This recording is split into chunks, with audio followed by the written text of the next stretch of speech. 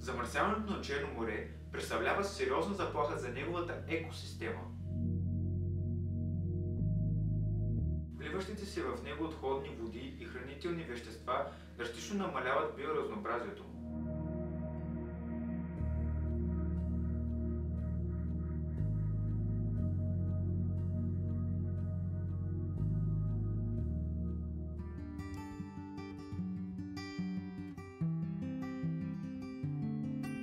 Нашата идея е да раздадем брошури на хората, в които се описват основните проблеми с замърсяването. По този начин ще дадем шанс на всеки да се замисли как може да опази морето, което обича. Организирайки доброволчески екокампании в интернет мрежата, ще спомогнем за мотивирането на повече млади хора за справяне с проблема.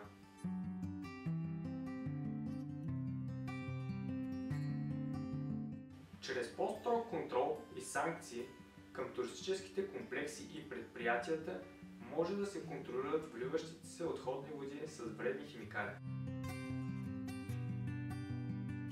Чрез опазването на морето ние съдействаме за нашето по-добро бъдеще.